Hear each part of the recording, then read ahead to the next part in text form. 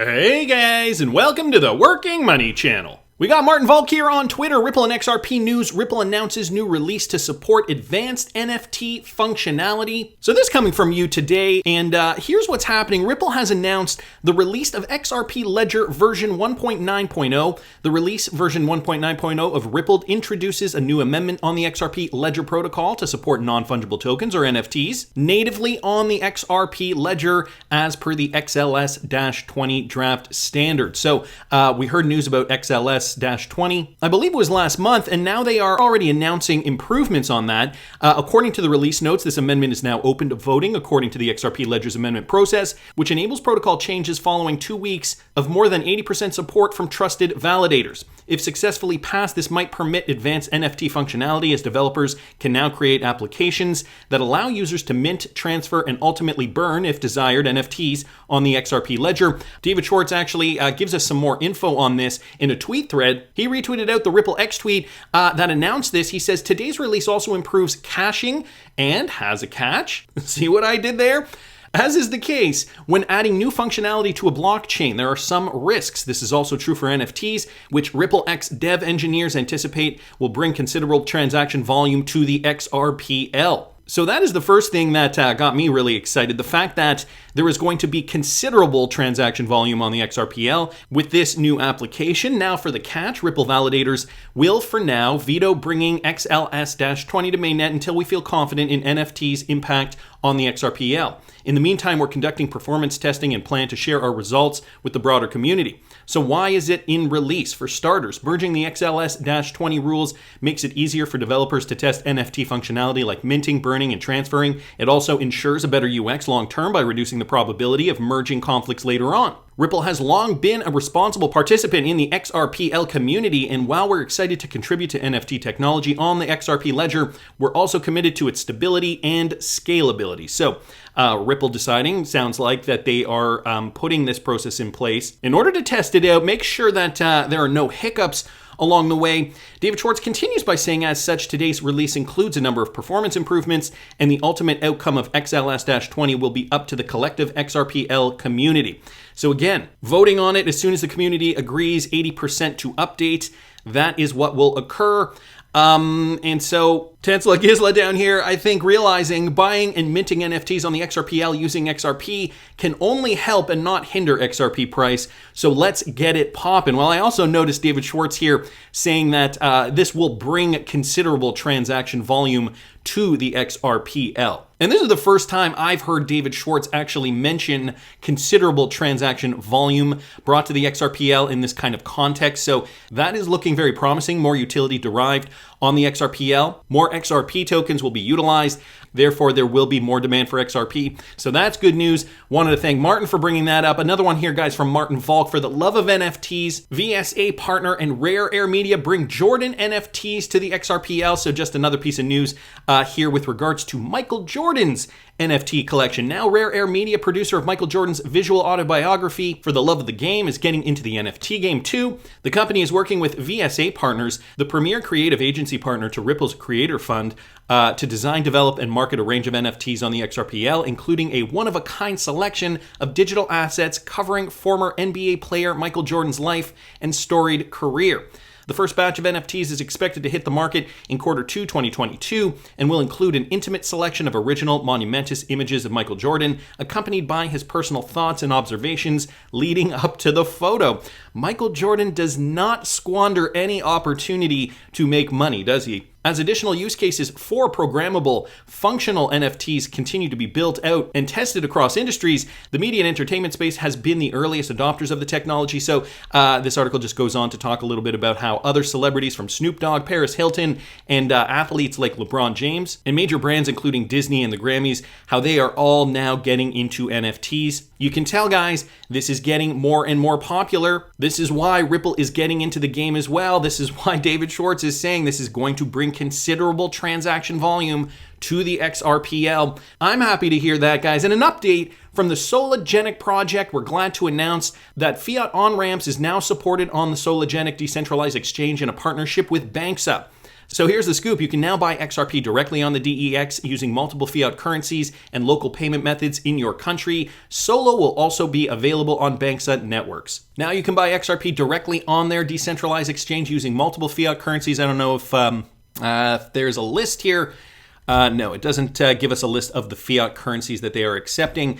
However, these seem to be all works in progress, and the development on these platforms is continuously growing. This is an emerging industry, and so these guys just can't sit back and coast and expect to be leading edge technology. So I will continue to bring you guys the updates when I hear them. I also saw this guy's from Ant1 here on Twitter. Crypto giant Ripple plans to go public now.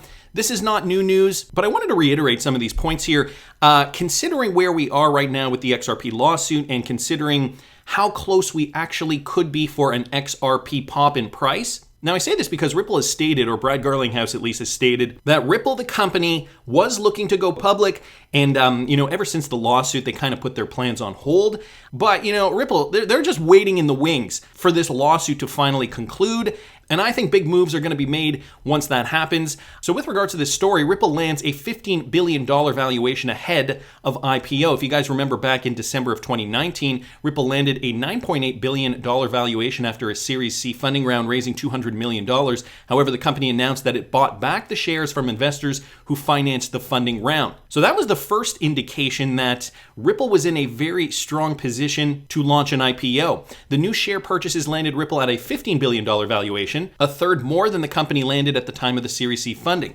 Moreover, the buyback suggests the company's bullish standpoint despite the SEC lawsuit, and this bodes well for the Ripple IPO. Because Ripple is still private, its finances are under wraps for now. However, a Ripple spokesperson noted that the company holds an extremely strong position in the market after the buyback. Furthermore, the spokesperson added that Ripple is cash flow positive and has $1 billion in the bank and a strong balance sheet. So, with regards to this IPO, in the past, cryptocurrency and network startups have received backing by private funding, as we know, or through an initial coin offering, which Ripple has proven in court that they have never done. And I don't know if you guys remember Brad Garlinghouse saying this. I'm just going to go down here to this quote. In the next 12 months, you'll see IPOs in the crypto and blockchain space. I believe this was from 2020. We're not going to be the first and we're not going to be the last, but I expect us to be on the leading side. It's a natural evolution for our company. Furthermore, during an earnings call with investors, SBI Group, who has a vested interest in Ripple, as you guys know, their CEO Yoshitaka Kitao and executive chairman Chris Larson hinted at the company's public debut. According to Kitao, Ripple is waiting for the legal battle with the SEC to conclude before it moves forward with its IPO plans. And here's the quote to that effect. After the current lawsuit, Ripple will go public. This is coming from Yoshitaka Kitao. The current CEO wants to do that. Chris wants to do that. So just to reiterate some of these points here, guys, with regards to this IPO, and I will link this article in the description if you guys are interested in reading the full thing. A lot of it is just, historical information with regards to Ripple and XRP. A lot of the stuff we already know.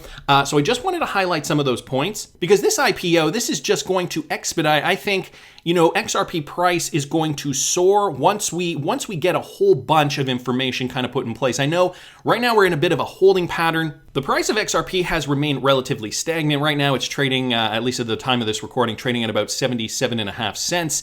And we haven't seen any kind of activity. We're trading on low volume here. I mean, the whole cryptocurrency market right now is just trading on low volume. But I think it's going to be a when it rains, it pours event.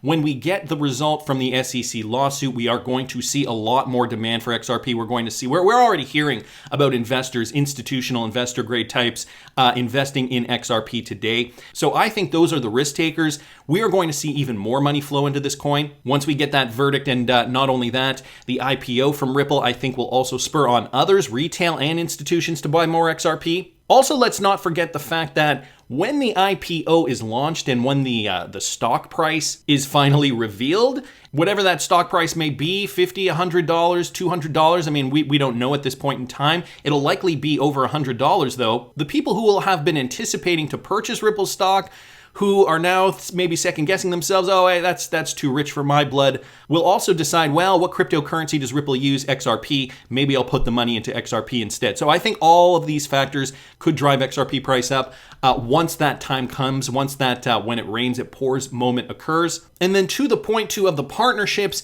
XRP Le Broccoli here posting this, it was never Bitcoin. Remind me again who's helping the UN registered securities exchange develop a carbon credit solution on the XRP ledger.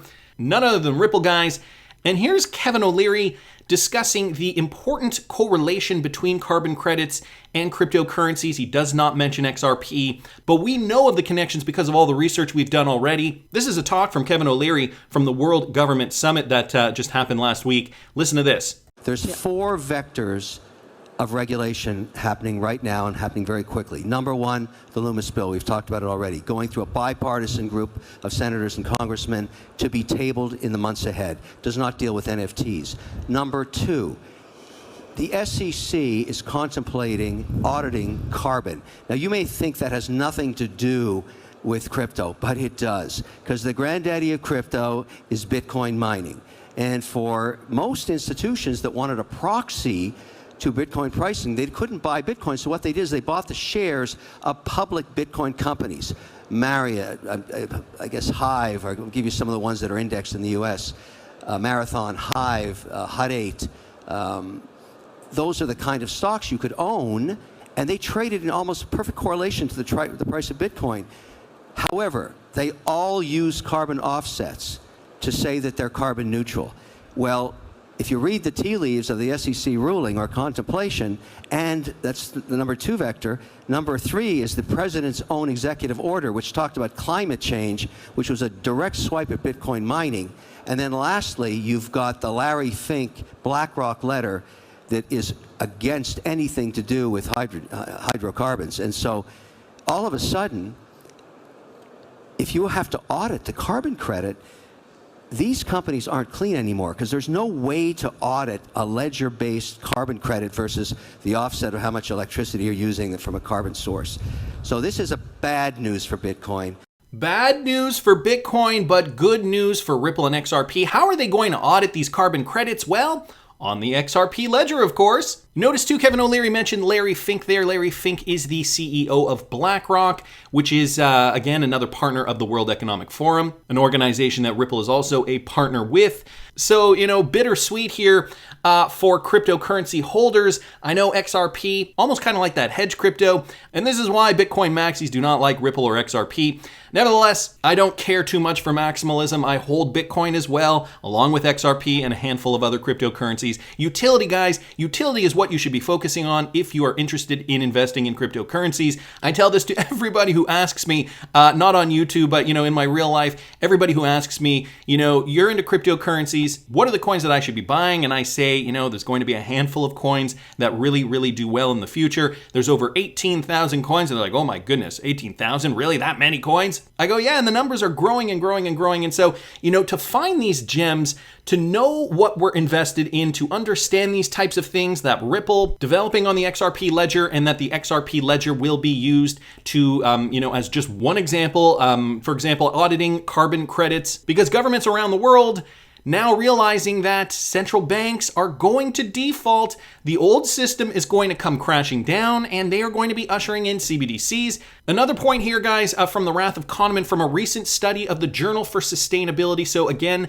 focusing on that sustainability point, the application of Industry 4.0 technology constitutes for sustainable manufacturing. A content-centric review mentions Ripple as a remittance platform. And so the document is in here, the report, linked in this tweet thread from the Wrath of Kahneman, but I'm just going to read you guys the highlighted portion here. The Ripple Consortium is a worldwide network of over 300 financial institutions in over 40 countries that provide society with an automated, dependable, less expensive, and near real-time remittance platform. Now, they mention this in the context of sustainability. Of course, we know that the XRP token, or XRP, the cryptocurrency, is also very environmentally friendly. So, this is why we're getting this type of info from these types of sources, the Journal of Sustainability.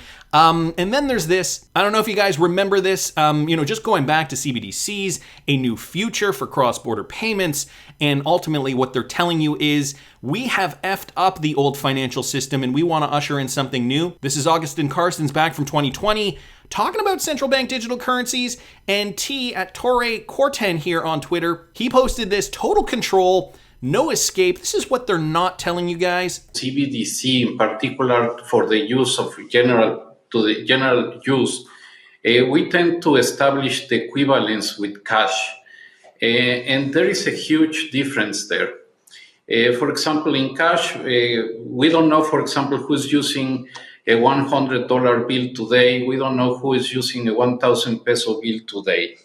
A key difference with the CBDC is that central bank will have absolute control on the rules and regulations that will determine the use of that expression of central bank liability. And also, we will have the technology to enforce that. Those two issues are extremely important, and that makes a huge difference with respect to what cash is. Okay, and then it gets cut off there. But, just to the point of this video clip brought to us by Torre Corten here, total control. Augustin Carstens from the Bank for International Settlements, they are saying essentially, and they're hiding it under the guise of, we do not want there to be criminals who can do anything they want with cash. So they're hiding it and they're saying, we will have total control with central bank digital currencies. Well, these guys are clever, but they're not too smart. When you're releasing clips like this, people like you and I are going to take note. We realize what this system means. We know what's happening in China now with the social credit system as an example. And in the West, we do not want to see our system go down this way. So it is a fight. The double-edged sword, the bittersweet portion of this is that Ripple and XRP are going to be central to this new financial system. And, it's not to say that we can't have our cake and eat it too. I think personally, I don't think the Great Reset is going to go down the way that they plan. I think that there is going to be some middle ground. There's some gray area there that I see happening instead of an entire controlled society. I do still think Ripple and XRP will be central just because the technology is second to none. And finally, guys, did you see this from Ripple? Ripple's official Twitter account posted this to the Ripple House. Cheers, we got Brad Garlinghouse in Miami toasting us with a flute of champagne or a mimosa or whatever that is. XRP Darren down here pointing out something that XRP hodlers also probably noticed: the bearable guy flute of champagne. What are we celebrating now, Brad? Is it another good day, or is this just a metaphor for the year ahead? More utility going to be driven to the XRP cryptocurrency nearing the end of the SEC lawsuit. This is only going to be positive for XRP price. That's just my opinion, but I want to hear what you guys think. Please subscribe to the channel if you haven't already. Like the video if you like the content I'm providing. I always love hearing your comments. See you in the next one, guys.